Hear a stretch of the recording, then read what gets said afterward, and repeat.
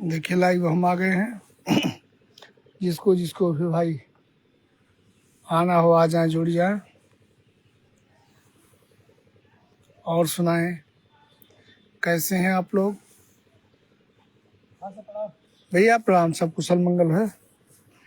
आशा है कि आप लोग अपने परिवार के साथ, कुटुंब सहित सकुशल जीवन यापन करते होंगे और हम भी कुशल से हैं। अभी आज समय मिला तो हम कह लाइए लाइव आ जाए। देखिए पांडे जी हमारे क्या कर रहे हैं, इनका भी दर्शन कराने आप लोगों को। देखिए बहुत परिश्रमी व्यक्ति हैं बेचारे, 4-5 जिले कवर करके तब आ रहे हैं। देखिए घर की व्यवस्था कर रहे हैं। या 2 गाय हैं इनकी। देखिए पूर्ण गृहस्थ हैं और एक जिम्मेदार व्यक्ति। देखिए यह लोकेशन है इनके निवास स्थान का। पहचान लिए पांडे जी को आप लोग? यह लोकेशन के घर का, यहाँ का। मित्रों चलिए आइए मुख्य बिंदु की तरफ चलते हैं। एक राजा था। राजा के 4 बेटे थे। जैसा कि सबके जीवन होता है, बाल्यावस्था, शैशवावस्था, ऐसे ही राजा का भी जीवन गुजर रहा था। नेताओं चलिए, ऐसे ही राजा का जीवन गुजर रहा था। तो राजा बेचारे, ठीक बा, यहाँ देखिए पकड़ लिया। तो महाराज का भी जीवन गुजर रहा था। वो भी वृद्धावस्था की तरफ चल चुके थे। एक दिन उन्हें चिंता व्याप्त हुई कि मैं अपने राज्य का उत्तराधिकारी किसे बनाऊं। उनकी इच्छा थी कि जो मेरे राज्य पे हो, बैठे, राजा बने, वह एक धर्मात्मा राजा हो, धर्मनिष्ठ राजा हो, जिससे मेरी प्रजा सुखी हो, मेरे राज्य में धर्म की स्थापना बनी रहे। राजा के 4 पुत्र थे। राजा ने विचार किया कि लाइए एक दिन चारों पुत्रों की परीक्षा लें।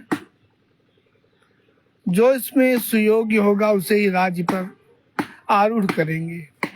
इस आशय से, इस विचार से राजा ने अपने 4 पुत्रों को बुलवाया। उनसे कहा एक बात कीजिए,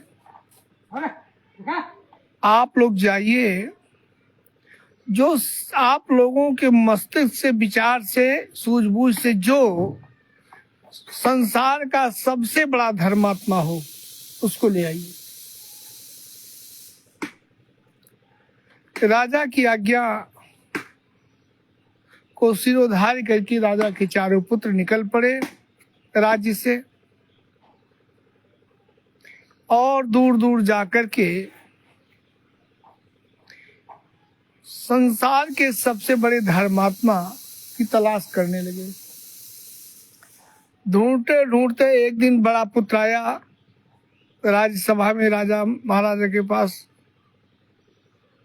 एक बहुत बड़े संत को ले आया साथ में।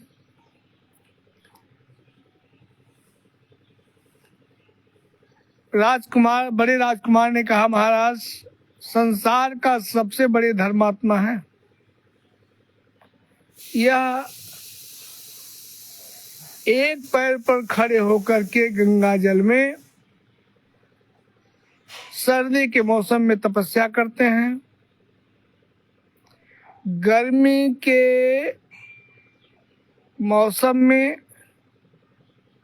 यह अलाव अपने शरीर के चारों तरफ अलाव जलाकर बैठते हैं।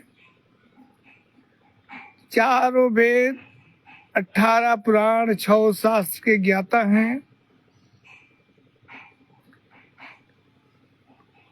और यहाँ तक कि त्रिकालदर्शी भी हैं।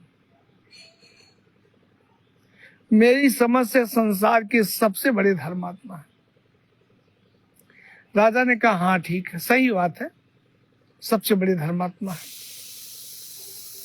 और महाराज को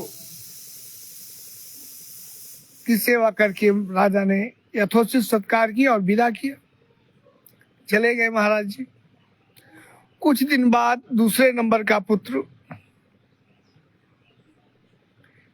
एक बहुत बड़े पंडित को ले आया साथ में, कहा महाराज सबसे बड़े धर्मात्मा यह महाराज जी हैं, मुझे मिले, इनके जैसा धर्मात्मा संसार में दूसरा कोई नहीं है। परिचय बताने लगा, कहा